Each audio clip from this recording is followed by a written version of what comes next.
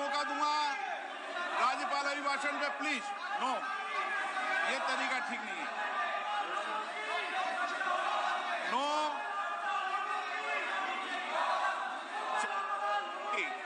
राज्यपाल अभिभाषण पर चर्चा होगी। नो तरीका। Honorable Speaker, I present the budget for 25-26. This budget continues our government's efforts to A. Accelerate growth, B. Secure inclusive development, C. Invigorate private sector investments, D. Uplift household sentiments, and E. Enhance spending power of India's rising middle class. Together, we embark on a journey to unlock our nation's tremendous potential for greater prosperity and global positioning under the leadership of Honorable Prime Minister Shri Narendra Modi. As we complete the first quarter of the 21st century, continuing geopolitical headwinds suggest lower global economic growth over the medium term. However, our aspiration for a Vikasit Bharat inspires us, and the transformative work we have done during our government's first 2 terms guides us to march forward resolutely. Our economy is the fastest growing among all major economies. Our development track record for the past 10 years and structural reforms have drawn global attention. Confidence in India's capability and potential has only grown in this period. We see the next 5 years as a unique opportunity to realize Sabka Vikas, stimulating balanced growth of all regions. The great Telugu poet and playwright Gurujada Apparao had said, "Deshamante matti kadoy, deshamante manushuloy," meaning a country is not just its soil, a country is its people. In line with this, for us, Vikasit Bharat encompasses zero poverty, 100% quality good school education, access to high quality, affordable and comprehensive health care, 100% skilled labor with meaningful employment, 70% women in economic activities, and farmers making our country the food basket of the world. In this budget, the proposed development measures span 10 broad areas focusing on Garib, youth, Annadata and Nari, spurring agricultural growth and productivity, building rural prosperity and resilience, taking everyone together on an inclusive growth path, boosting manufacturing and furthering Make in India, supporting MSMEs, enabling employment-led development, investing in people, economy and innovation, securing energy supplies, promoting exports and nurturing innovation. For this journey of development, our 4 powerful engines are agriculture, MSME, investments and exports. The fuel, our reforms, our guiding spirit, inclusivity, and the destination, Vikasit Bharat. This budget aims to initiate transformative reforms across 6 domains. During the first 5 years, these will augment our growth potential and global competitiveness. The domains are taxation, power sector, urban development, mining, financial sector, and regulatory reforms. Agriculture as the first engine. Now I move to specific proposals, beginning with agriculture as the first engine.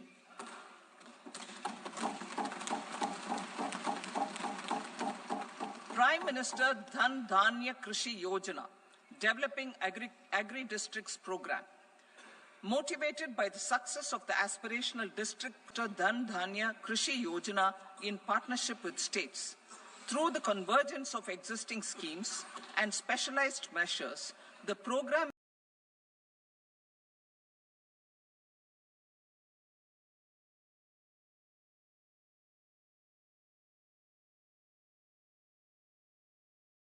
will cover 100 districts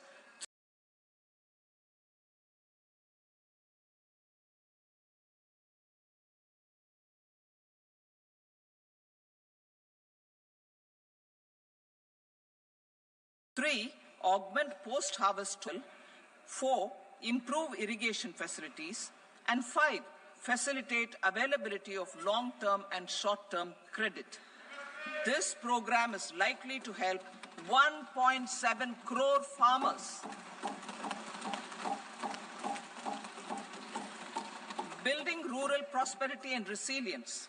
A comprehensive multi-sectoral rural prosperity and resilience program will be launched in partnership with the states. This will address underemployment in agriculture through skilling, investment, technology, and invigorating the rural economy. The goal is to generate ample opportunities in rural areas so that migration is an option but not a necessity. The program will focus on rural women, young farmers, rural youth, marginal and small farmers, and landless families. The details are in Annexure A. Domestic best practices will be incorporated, and appropriate technical and financial assistance will be sought from multilateral development banks. In Phase 1, 100 developing agri-districts will be covered. Atmanirbharta in pulses. Our government is implementing the National Mission for Edible Oilseed for achieving Atmanirbharta in edible oils. Our farmers have the capability to grow enough for our needs and more. 10 years ago, we made concerted efforts and succeeded in achieving near self-sufficiency in pulses. Farmers responded to the need by increasing the cultivated area by 50%, and government arranged for procurement and remunerative prices. Since then, with rising incomes and better affordability, our consumption of pulses has increased significantly. Our government will now launch a 6-year mission for Atmanirbharta in pulses with a special focus on Tuar, Urad, and Masoor. Details are in Annexure B. Central agencies such as NAFED and NCCF will be ready to procure from farmers who register with these agencies and enter into agreements. Comprehensive program for vegetables and fruits. It is encouraging that our people are increasingly becoming aware of their nutritional needs. It is a sign of a society becoming healthier. With rising income levels, the consumption of vegetables, fruits, and Sri Anna is increasing significantly. A comprehensive program to promote production, efficient supplies, processing, and remunerative prices for farmers will be launched in partnership with the states. Appropriate institutional mechanisms for implementation and participation of farmer producer organizations and cooperatives will be set up. Makhana Board in Bihar. For this, there is a special opportunity for the people of Bihar. A Makhana Board will be established in the state to improve production, processing, value addition, and marketing of makhana. The people engaged in these activities will be organized into FPOs. The board will provide hand-holding and training support to makhana farmers and will also work to ensure they receive the benefits of all relevant government schemes. A national mission on high-yielding seeds will be launched, aimed at 1. Strengthening research ecosystem, 2. Targeted development and propagation of seeds with high yield, pest resistance, and climate resilience, and 3. Commercial availability of more than 100 seed varieties released since July 2024. India ranks second largest globally in fish production and aquaculture. seafood exports are valued at 60,000 crore rupees. To unlock the untapped potential of the marine sector, our government will bring in an enabling framework for sustainable harnessing of fisheries from Indian exclusive economic zone and high seas, with a special focus on the Andaman and Nicobar and Lakshadweep Islands. For the benefit of lakhs of cotton growing farmers, I am pleased to announce a mission for cotton productivity. This 5-year mission will facilitate significant improvements in productivity and sustainability of cotton farming and promote extra long staple cotton varieties.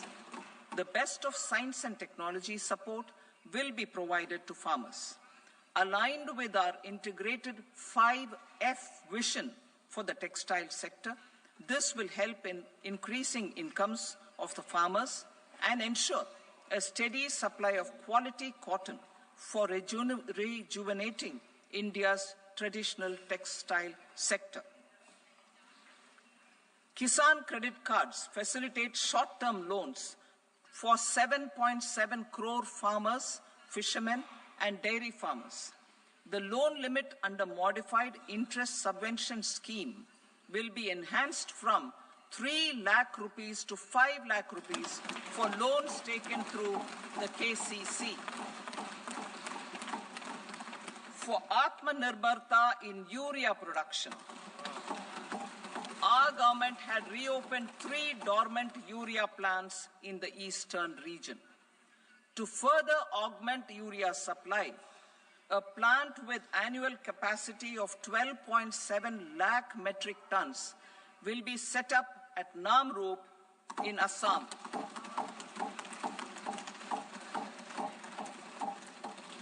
India Post, with 1.5 lakh rural post offices, complemented by the India Post Payment Bank and a vast network of 2.4 lakh Dak Sevaks, will be repositioned to act as a catalyst for the rural economy.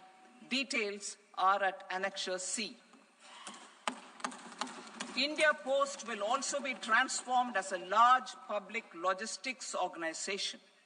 This will meet the rising needs of Vishwakarmas, new entrepreneurs, women, self-help groups, MSMEs, and the large business organizations. Our government will provide support to NCDC for its lending operations for the cooperative sector. MSMEs as the second engine. Now I move to MSMEs as the second engine, which encompasses manufacturing and services with a focus on MSMEs numbering 5.7 crores. Currently, over 1 crore registered MSMEs, employing 7.5 crore people and generating 36% of our manufacturing, have come together to position India as a global manufacturing hub. With their quality products, these MSMEs are responsible for 45% of our exports. To help them achieve higher efficiencies of scale, technological upgradation, and better access to capital, the investment and turnover limits for classification of all MSMEs will be enhanced to 2.5 and 2 times respectively. This will give them the confidence to grow and generate employment for our youth. The details are given in Annexure D. To improve access to credit, the credit guarantee cover will be enhanced. First, for micro and small enterprises from 5 crore to 10 crore rupees, leading to additional credit of 1.5 lakh crores in the next 5 years. Second, for startups from 10 crore rupees to 20 crore rupees, with the guarantee fee being moderated to 1% for loans in 27 focus sectors which are important for Atmanirbhar Bharat. And for well-run exporter MSMEs, for term loans up to 20 crore rupees. Also for the micro enterprises, we will introduce customized credit cards with a 5 lakh rupee limit for micro enterprises registered on Udyam portal. In the first year, 10 lakh such cards will be issued. Fund of funds for startups.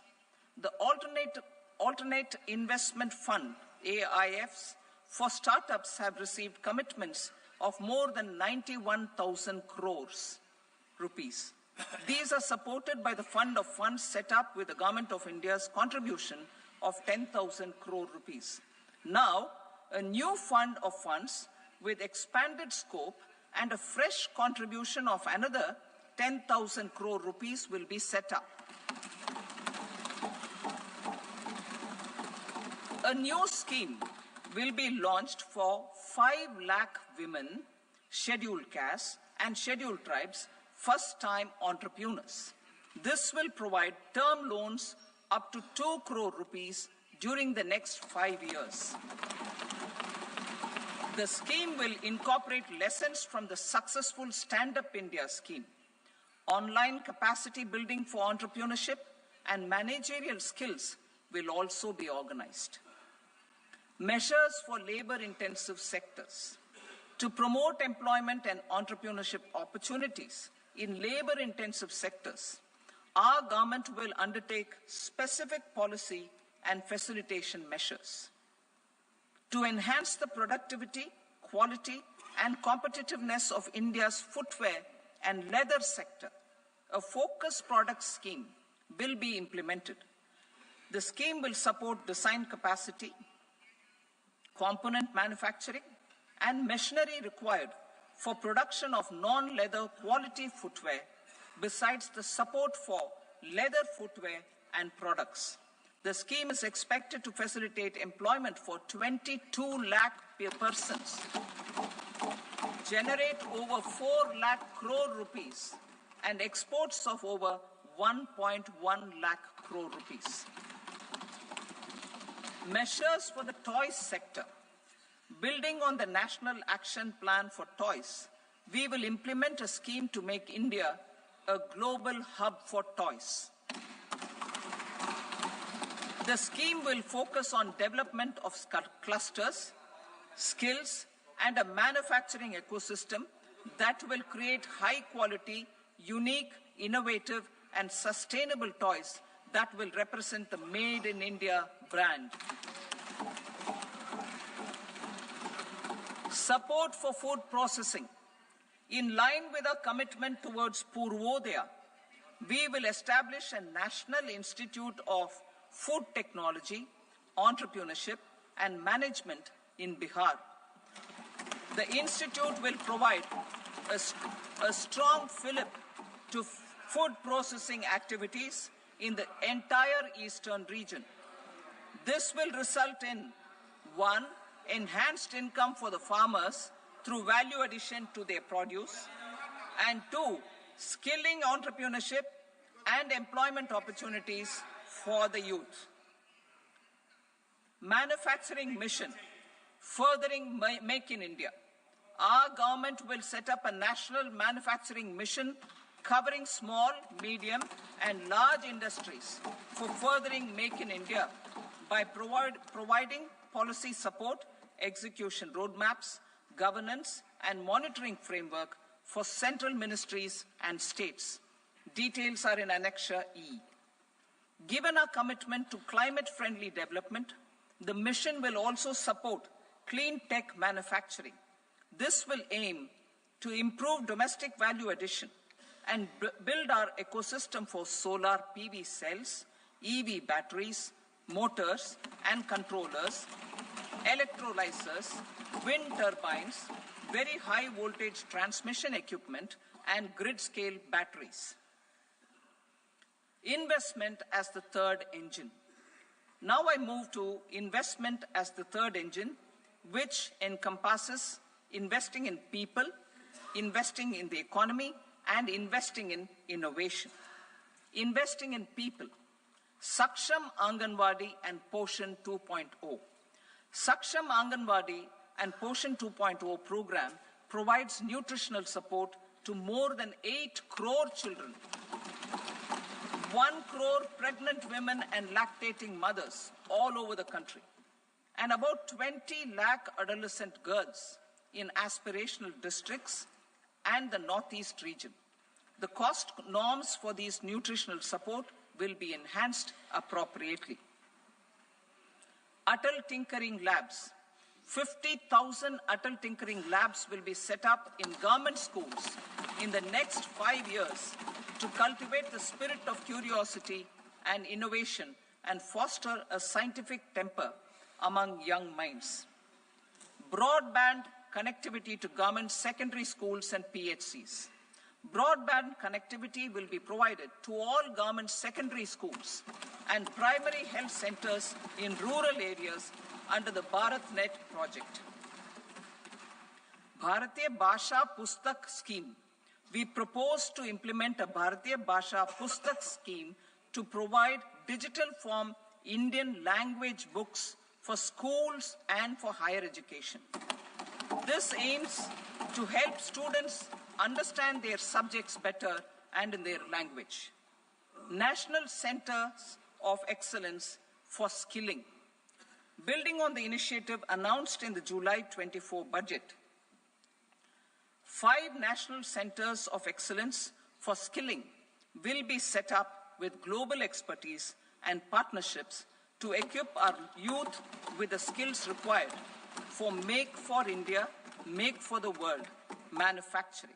The partnership will cover curriculum design, training of trainers, and a skills certification framework and periodic reviews. Expansion of capacity in IITs.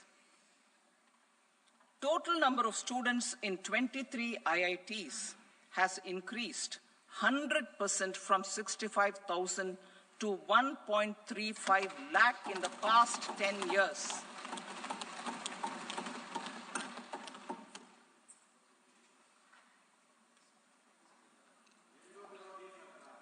Additional infrastructure will be created in the 5 IITs started after 2014 to facilitate education for 6,500 more students. Hostel and other infrastructure capacity at IIT Patna will also be expanded.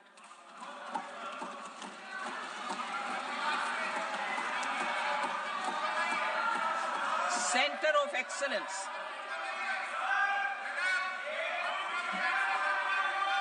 Center of Excellence in AI for Education.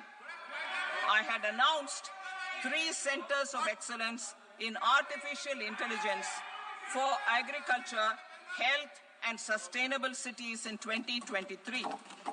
Now a center of excellence in artificial intelligence for education will be set up with a total outlay of 500 crores. Expansion of medical education. Our government has added almost 1.1 lakh undergraduate and postgraduate medical education seats in 10 years, an increase of 130%. In the next year, 10,000 additional seats will be added in medical colleges and hospitals towards the goal of adding 75,000 seats in the next 5 years. Daycare cancer centers in all district hospitals. Our government will facilitate setting up of daycare cancer centers in all district hospitals in the next 3 years. 200 centers will be established in 25-26 itself. Strengthening urban livelihoods. Our government has been giving priority to assisting urban poor and vulnerable groups. A scheme for socio-economic upliftment of urban workers will be implemented to help them improve their incomes, have sustainable livelihoods, and a better quality of life. PM Swanidhi scheme has benefited more than 68 lakh street vendors, giving them respite from high-interest informal sector loans. Building on this success, the scheme will be revamped with enhanced loans from banks, UPI-linked credit cards with 30,000 rupees limit, and capacity-building support. Social Security Scheme for welfare of online platform workers. Gig workers of online platforms provide great dynamism to the new age services economy. Recognizing their contribution, our government will arrange for their identity cards and registration on the e-Shram portal. They will be provided healthcare under PM Jan Arogya Yojana. This measure is likely to assist nearly 1 crore gig workers.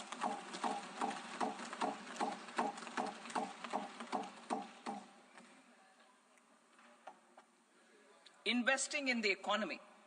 Public-private partnership in infrastructure. Each infrastructure-related ministry will come up with a 3-year pipeline of projects that can be implemented in PPP mode. States will also be encouraged to do so and can seek support from the India Infrastructure Project Development Fund, which is a scheme to prepare PPP proposals. Support to states for infrastructure. An outlay of 1.5 lakh crore is proposed for the 50-year interest-free loans to states for capital expenditure and incentives for reforms. Building on the success of the first asset monetization plan announced in 2021, the second plan for 2025 to 30 will be launched to plow back capital of 10 lakh crore in new projects. Regulatory and fiscal measures will be fine-tuned to support the plan. Jal Jeevan Mission. Since 2019, 15 crore households representing 80% of India's rural population have been provided access to portable tap water connections. To achieve 100% coverage, I am pleased to announce the extension of this mission until 2028 with an enhanced total outlay. The mission's focus will be on the quality of infrastructure and O&M of rural piped water supply schemes through Jan Bhagidari. A separate MOU or separate MOUs will be signed with the states and union territories to ensure sustainability and citizen-centric water services delivery. Urban sector reforms. Building on the July budget proposals, urban sector reforms related to governance, municipal services, urban land and planning will be incentivized. Urban Challenge Fund. The government will set up an Urban Challenge Fund of 1 lakh crore rupees to implement the proposals for cities as growth hubs, creative redevelopment of cities, and for water and sanitation purposes announced in the July budget. This fund will finance up to 25% of the cost of bankable projects, with a stipulation that at least 50% of the cost is funded from bonds, bank loans, and PPPs. An allocation of 10,000 crore is proposed in 2025-26. Power sector reforms. We will incentivize electricity distribution reforms and augmentation of intra-state transmission capacity by states. This will improve financial health and capacity of electricity companies. Additional borrowing of 0.5% of GSDP will be allowed to states contingent on these reforms. Nuclear energy mission for Vikasit Bharat.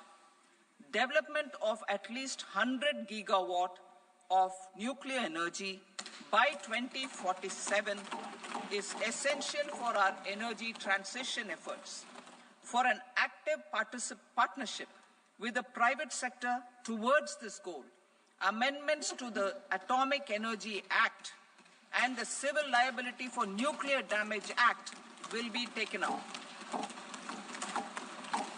A nuclear energy mission for research and development of small modular reactors with an outlay of 20,000 crore will be set up.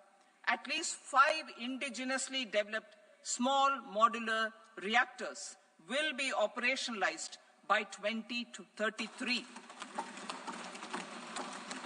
Shipbuilding.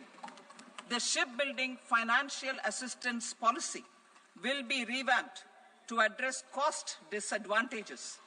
This will also include credit notes for shipbreaking in Indian yards to promote the circular economy.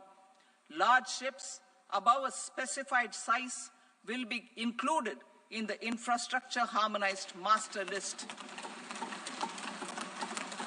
Shipbuilding clusters will be facilitated to increase the range, categories, and capacity of ships.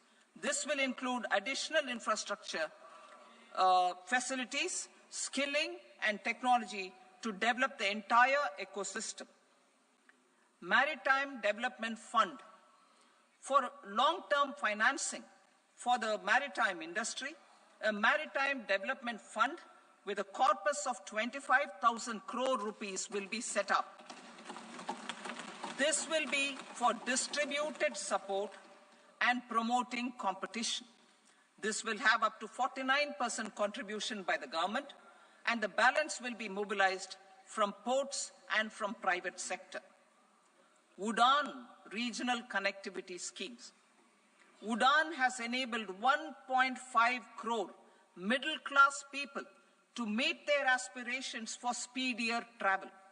The scheme has connected 88 airports, and operationalized 619 routes. Inspired by that success, a modified UDAN scheme will be launched to enhance regional connectivity to 120 new destinations and carry 4 crore passengers in the next 10 years. 4 crore additional passengers in the next 10 years. The scheme will also support helipads and smaller airports in hilly, aspirational, and northeast regional districts. Greenfield airports will be facilitated in Bihar to meet the future needs of the state. These will be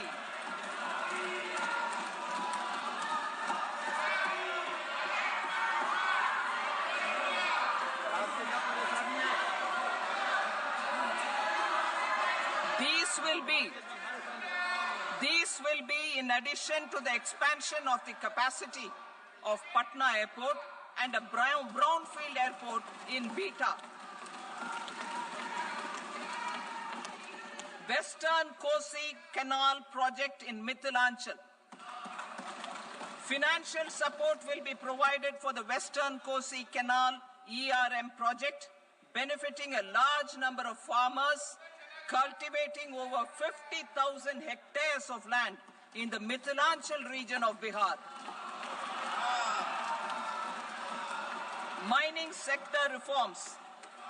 Mining sector reforms, including those for minor minerals, will be encouraged through sharing of best practices and institutions of a state mining index.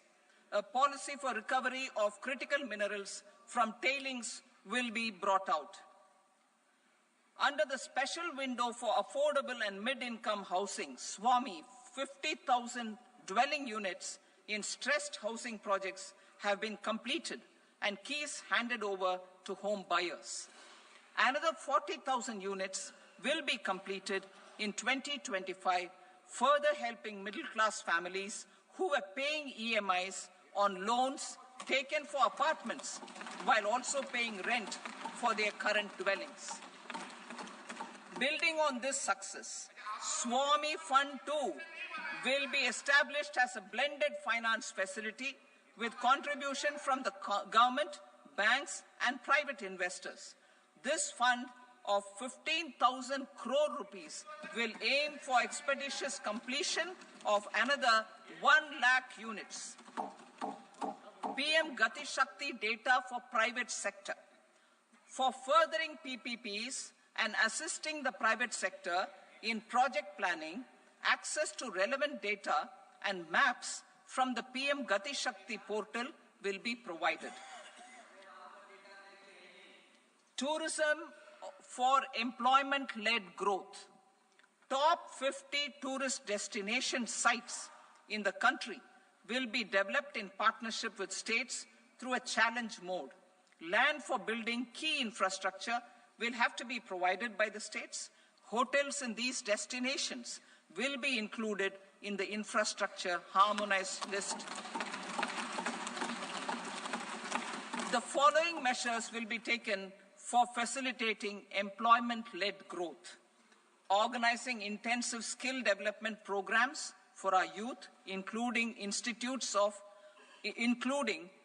institutes of hospitality management. Providing mudra loans for homestays. Improving ease of travel and connectivity to tourist destinations. Providing performance-linked incentives to states for effective destination management, including tourist amenities, cleanliness, and marketing efforts. And introducing streamlined e-visa facilities along with visa fee waivers for certain tourist groups. Continuing with the emphasis on places of spiritual and religious significance, in the July budget, there will be a special focus on destinations related to the life and times of Lord Buddha. Medical tourism and heal in India. Medical tourism and heal in India will be promoted in partnership with the private sector, along with capacity building and easier visa norms. Investing in innovation. To implement private sector-driven research, development, and innovation initiatives announced in the July budget, I am now allocating 20,000 crore rupees for this purpose. A deep tech fund of funds will also be explored to catalyze the next generation startups as a part of this initiative. In the next 5 years, under the PM Research Fellowship Scheme, we will provide 10,000 fellowships for technological research in IITs and IISc with enhanced financial support. The second gene bank with 10 lakh germplasm lines will be set up for future food and nutritional security. This will provide conservation support to both public and private sectors for genetic resources. We will start a national geospatial mission to develop foundational geospatial infrastructure and data. Using PM Gati Shakti, this mission will facilitate modernization of land records, urban planning, and design of infrastructure projects. A Gyan Bharatam mission for survey, documentation, and conservation of our manuscript heritage with academic institutions, museums, libraries, and private collectors will be undertaken to cover more than 1 crore manuscripts.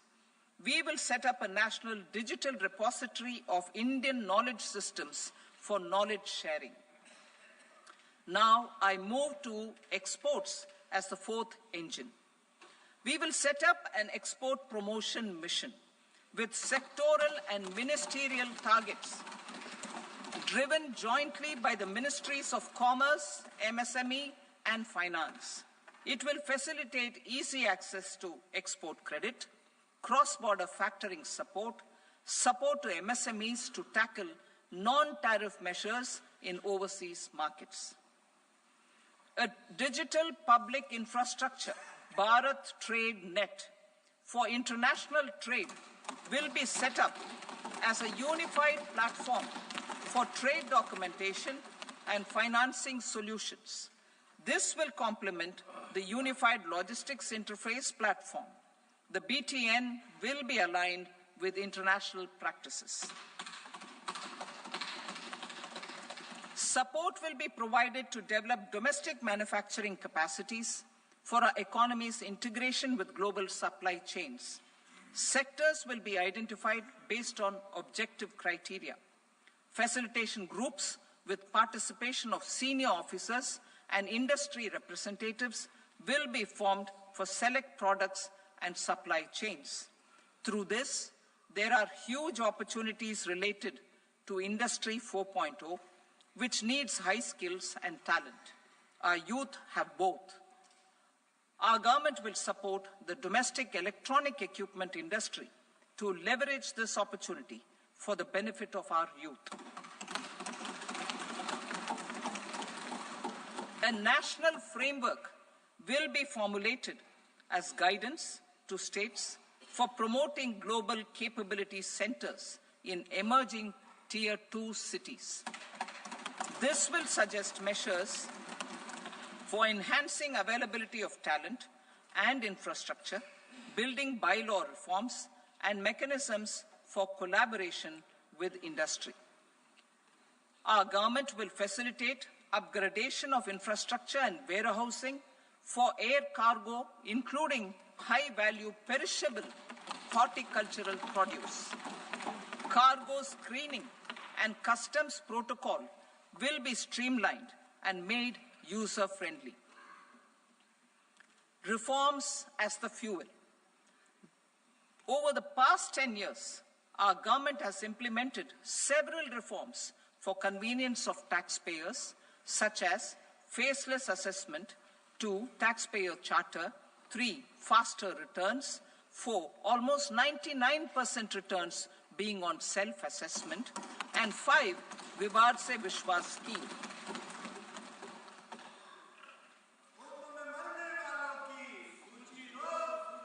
Continuing these efforts, I reaffirm the commitment of the Tax Department to trust first, scrutinize later.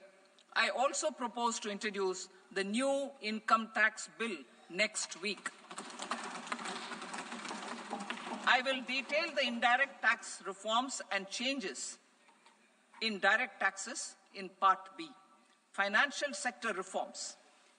The FDI limit for the insurance sector will be raised from 74 to 100%. This enhanced limit will be available for those companies which invest the entire premium in India. The current guardrails and conditionalities associated with foreign investment will be reviewed and simplified. The services of India Post Payment Bank will be deepened and expanded in rural areas.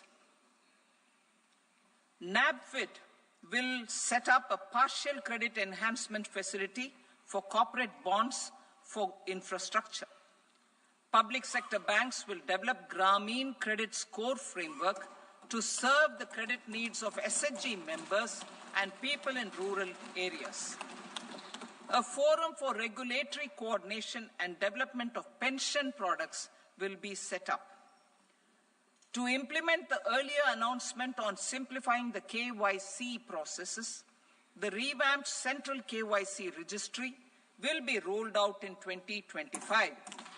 We will also implement a streamlined system for periodic updating. Requirements and procedures for speedy approval of company mergers will be rationalized. The scope for fast-track mergers will also be widened and the process made simpler. As proposed in the interim budget, we signed bilateral investment treaties with 2 countries in 2024 to encourage sustained foreign investment, and in the spirit of First Develop India, the current model BIT will be revamped and made more investor-friendly. In the last 10 years, in several aspects, including financial and non-financial, our government has demonstrated a steadfast commitment to ease of doing business. We are determined to ensure that our regulations must keep up with technological innovations and global policy developments. A light touch regulatory framework based on principles and trust will unleash productivity and employment. Through this framework, we will update regulations that were made under old laws. To develop this modern, flexible, people-friendly, and trust-based regulatory framework appropriate for the 21st century, I propose 4 specific measures. A high-level committee for regulatory reforms will be set up for a review of all non-financial sector regulations, certifications, licenses, and permissions. The committee will be expected to make recommendations within a year. The objective is to strengthen trust-based economic governance and take transformational measures to enhance ease of doing business, especially in matters of inspection and compliances. States will be encouraged to join in this endeavor. An investment friendliness index of states will be launched in 2025 to further the spirit of competitive, cooperative federalism. Under the Financial Stability and Development Council, a mechanism will be set up to evaluate impact of the current financial regulations and subsidiary instructions. It will also formulate a framework to enhance their responsiveness and development of the financial sector. In the Jan Vishwas Act 2023, more than 180 legal provisions were decriminalized. Our government will now bring up the Jan Vishwas Bill 2.0 to decriminalize more than 100 provisions in various laws. I now move to fiscal policy. In the July budget, I had committed to staying the course for fiscal consolidation.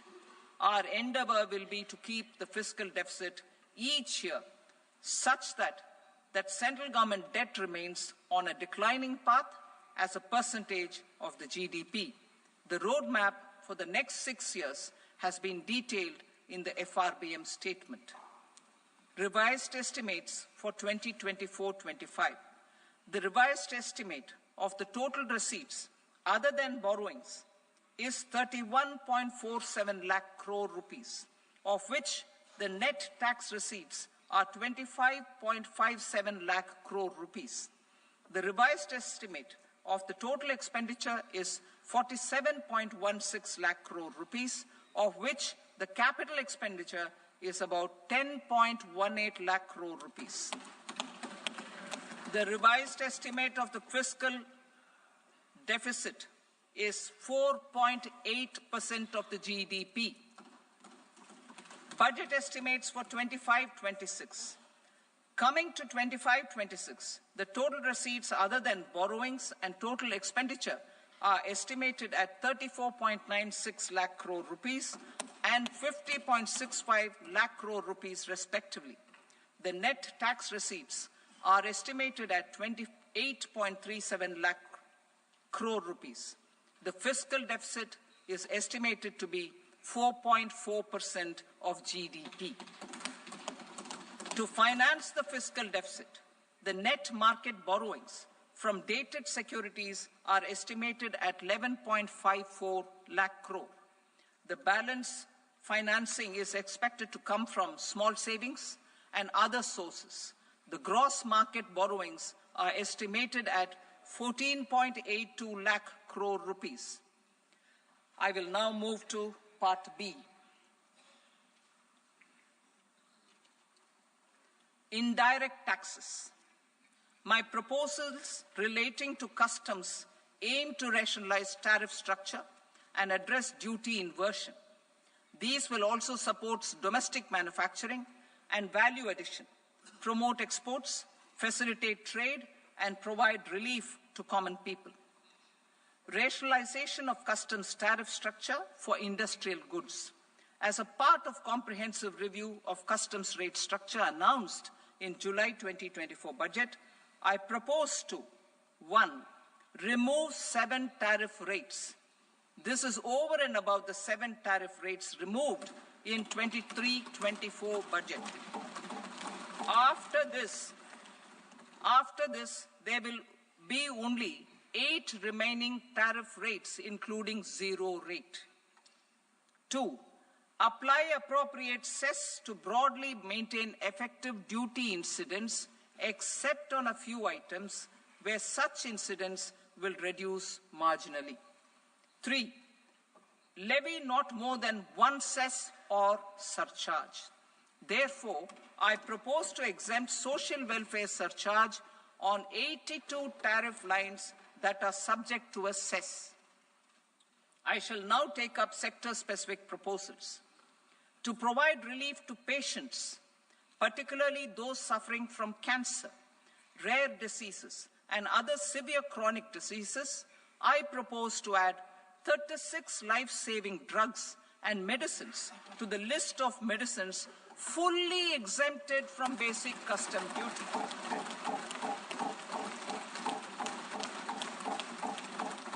I also propose to add 6 life-saving medicines to the list attracting concessional custom duty of 5%.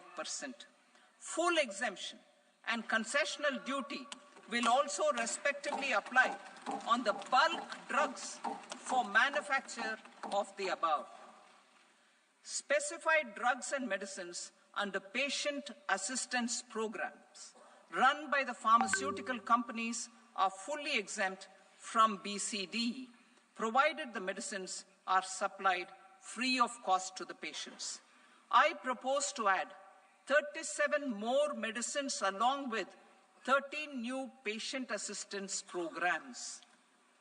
Support to domestic manufacturing and value addition. Critical minerals. In the July 2024 budget, I had fully exempted BCD on 25 critical minerals that are not domestically available. I had also reduced BCD of 2 other such minerals to provide a major fillip to their processing, especially by MSMEs. Now, I propose to fully exempt cobalt powder and waste, the scrap of lithium-ion battery, lead, zinc, and 12 more critical minerals. This will help secure the availability for manufacturing in India and promote more jobs for our youth. To promote domestic production of technical textile products such as agro-textiles, medical textiles, and geotextiles at competitive prices, I propose to add 2 more types of shuttle-less looms to the list of fully exempted textile machinery.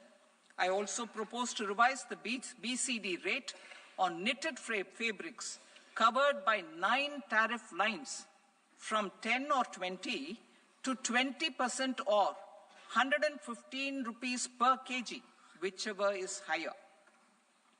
Electronic goods. In line with our Make in India policy and to rectify inverted duty structure, I propose to increase the BCD on interactive flat panel display from 10% to 20% and reduce the BCD to 5% on open cell and other components. In 23-24 budget, for the manufacture of open cells of LCD, LED TVs, I had reduced the BCD on parts of open cells from 5% to 2.5%. To further boost the manufacture of such open cells, the BCD on these parts will now stand exempted. Lithium-ion battery. To the list of exempted capital goods, I propose to add 35 additional capital goods for EV battery manufacturing and 28 additional capital goods for mobile phone battery manufacturing. This will boost domestic manufacture of lithium-ion batteries, both for mobile phones and for electric vehicles. Shipping sector. Considering that shipbuilding has a long gestation period, I propose to continue the exemption of BCD on raw materials, components, consumables, or parts for the manufacture of ships for another 10 years.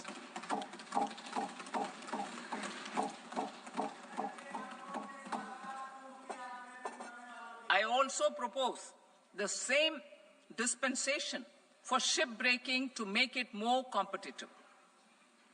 Telecommunication. To prevent classification disputes, I propose to reduce the BCD from 20% to 10% on carrier-grade Ethernet switches to make it at par with non-carrier-grade Ethernet switches. Export promotion.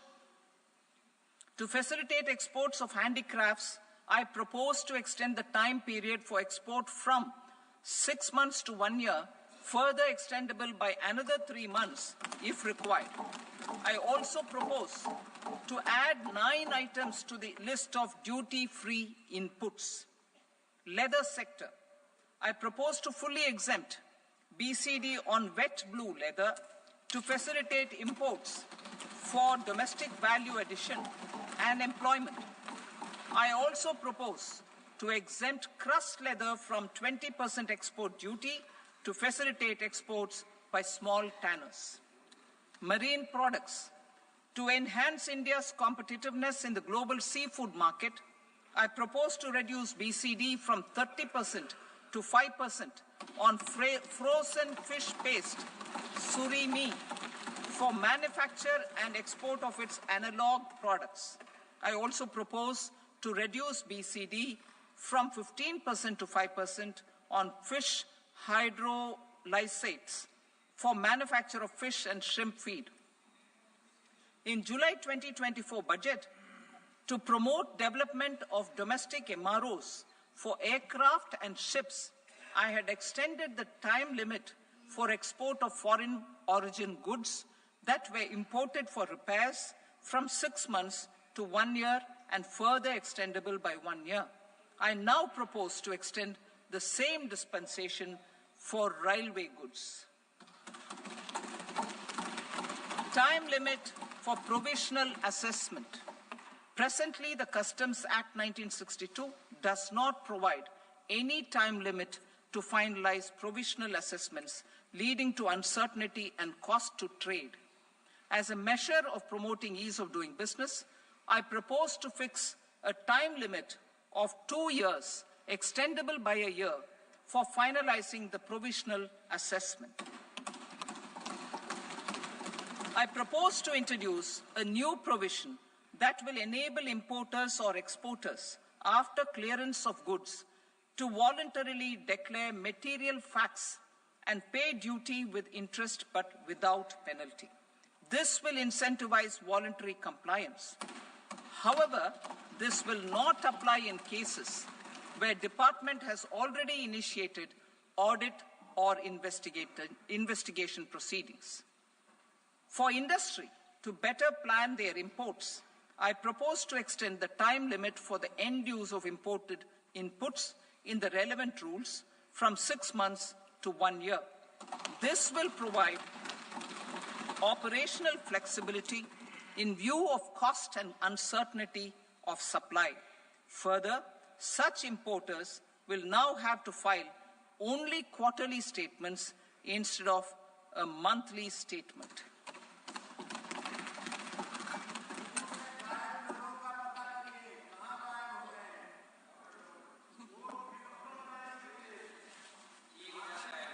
I now come to my direct tax proposals. In Part A, I have briefly underlined taxation reforms as one of key reforms to realize our vision of Vikasit Bharat. In respect of criminal law, our government had earlier ushered in Bharatiya Nyaya Sanhita, replacing Bharatiya Danda Sanhita. I am happy to inform this august House and the country that for new income tax bill will carry forward the same spirit of Nyaya in its drafting as well. The new bill will be clear and direct in text, with close to half of the present law in terms of both chapters and words. It will be simple to understand for taxpayers and tax administrators, leading to tax certainty and reduced litigation. Reforms, however, are not a destination. They are means to achieve good governance for our people and economy. Providing good governance primarily involves being responsive. The Tirukural captures this in verse 542, which reads, Vaanokki vaazhum ulagallam, mannavan kol nokki vaazhum kudi. Meaning, just as the living beings live expecting rains, citizens live expecting good governance. Our government is committed to keeping an ear to the ground and a finger on the pulse and responding while balancing our national building efforts.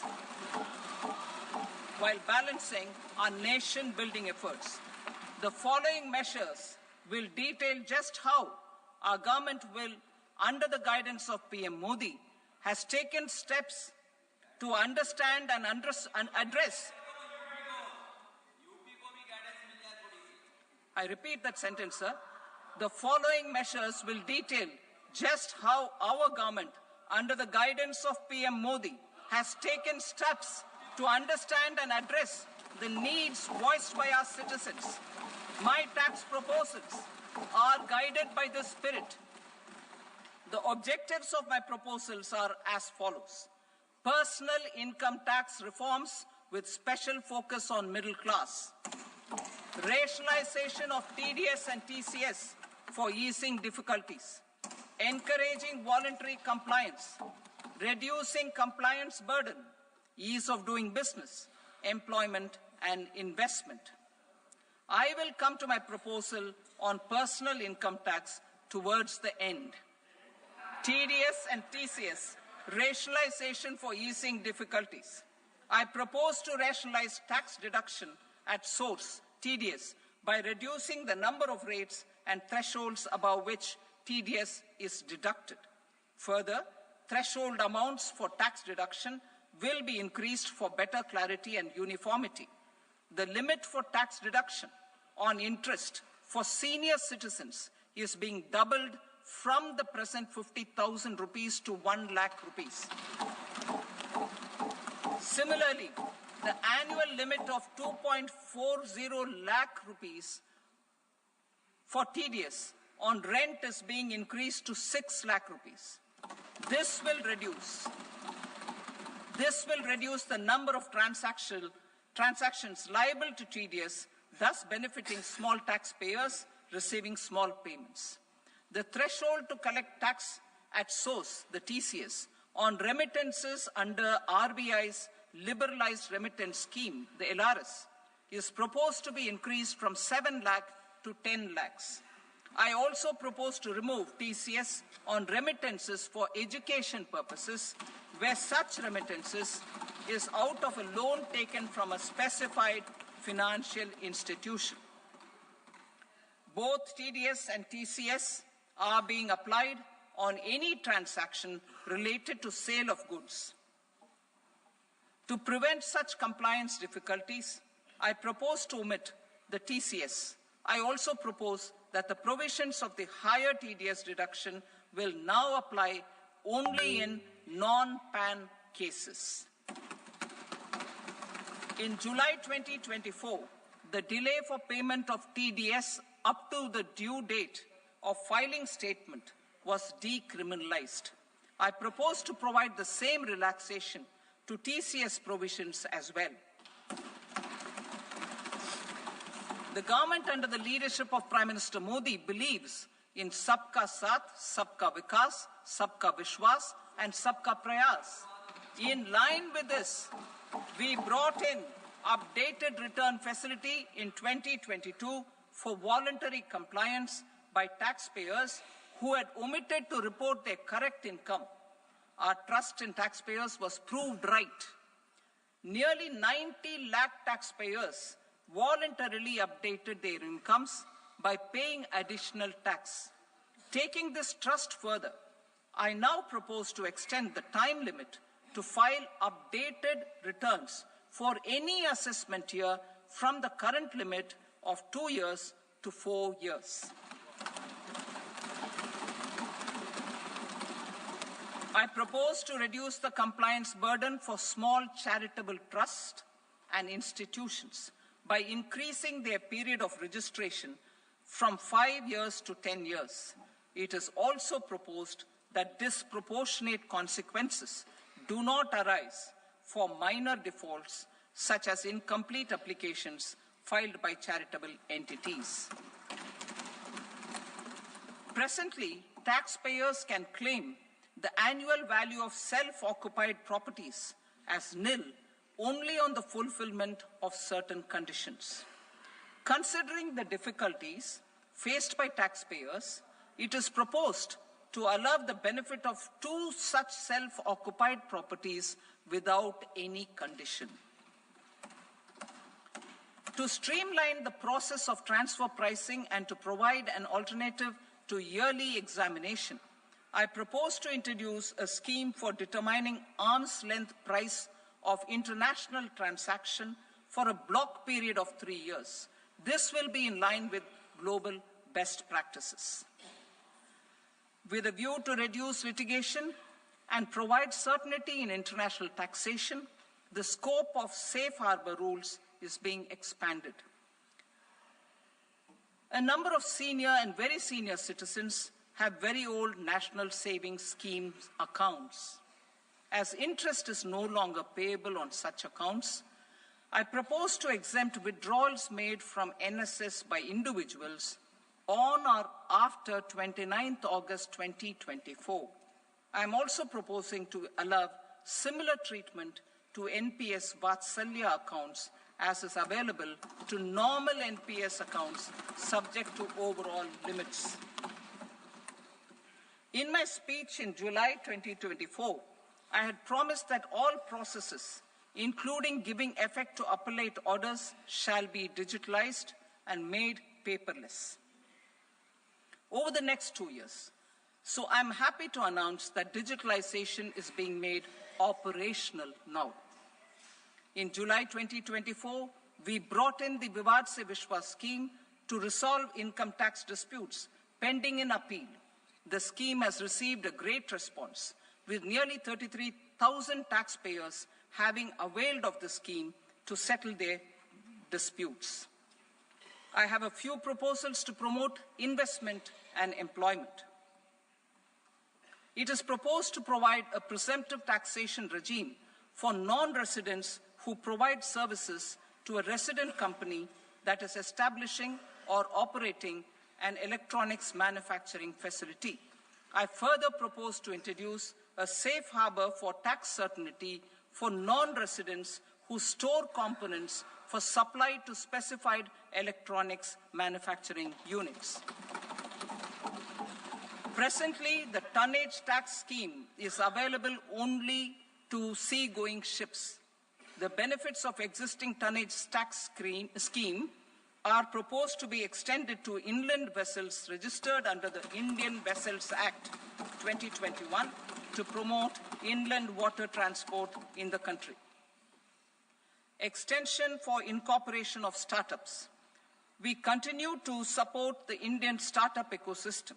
I propose to extend the period of incorporation by 5 years to allow the benefit available to startups which are incorporated before 1/4/2030. In order to attract and promote additional activities in the IFSC, I am inter alia proposing specific benefits to ship leasing units, insurance offices, and treasury centers of global companies which are set up in IFSC. Further, to claim benefits, the cutoff date for commencement in IFSC has also been extended by 5 years to 31/3/2030. Category 1 and Category 2 AIFs are undertaking investments in infrastructure and other such sectors. I propose to provide certainty of taxation to these entities on the gains from securities, to promote funding from sovereign wealth funds and pension funds to the infrastructure sector. I propose to extend the date of making an investment by 5 more years up to 31st March 2030.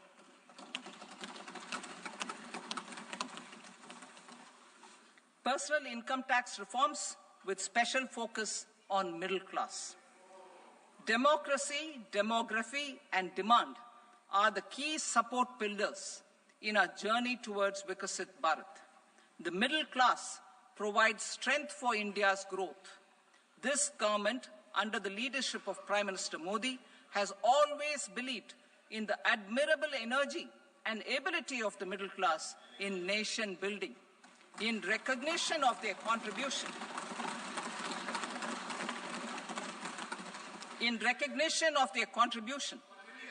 we have periodically reduced their tax burden. Right after 2014, the nil tax slab was raised to 2.5 lakhs of rupees, which was further raised to 5 lakh rupees in 2019 and to 7 lakh rupees in 2023. This is reflective of our government's trust on the middle class taxpayers. I am now happy to announce that there will be no income tax payable up to income of 12 lakh rupees.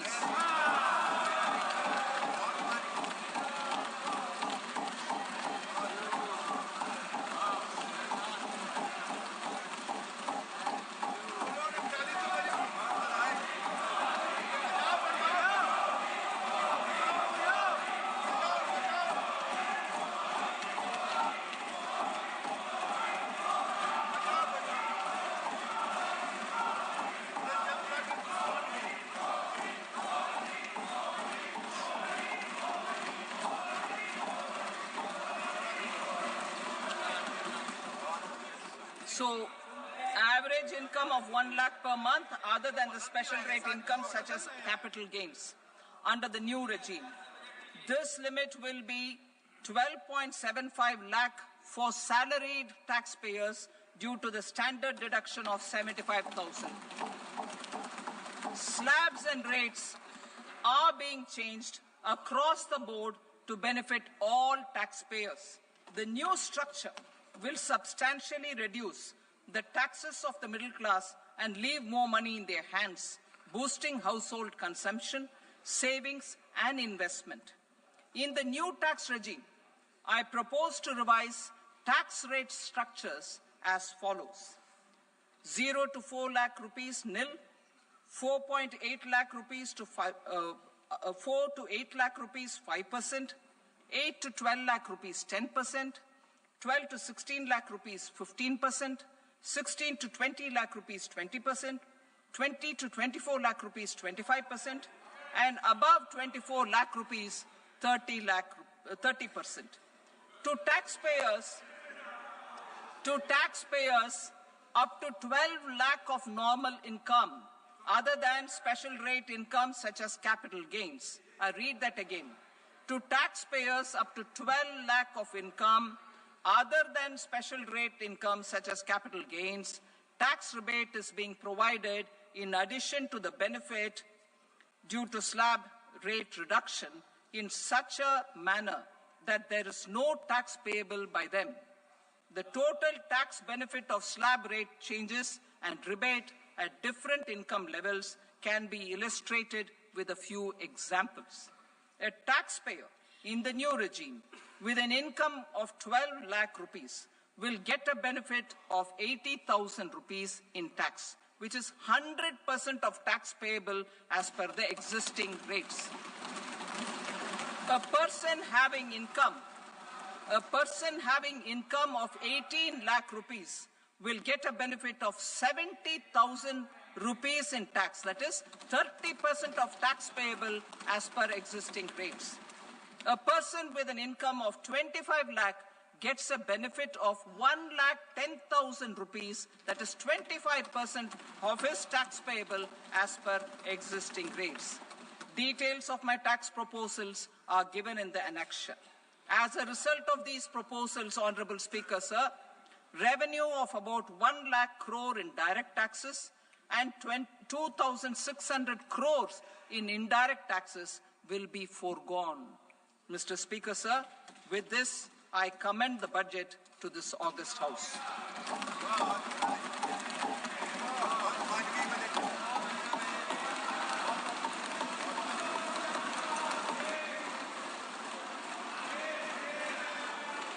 Item number 2, Srimati Nirmala Sitharaman.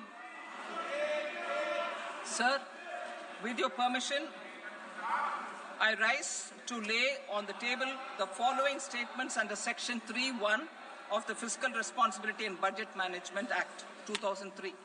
Medium-term fiscal policy cum fiscal policy strategy statement and macroeconomic framework statement. Item number 3, Srimati Nirmala Sitharaman. Sir, with your permission, I rise to move for leave to introduce the Finance Bill 2025.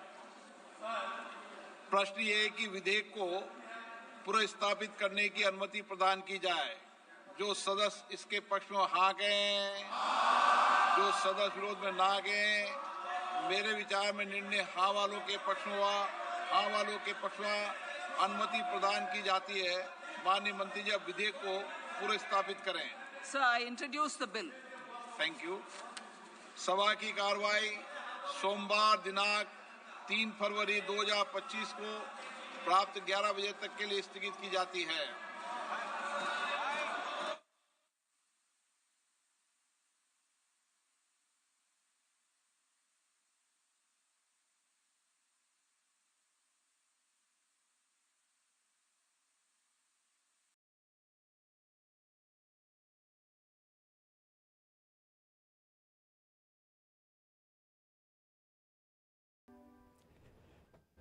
Right.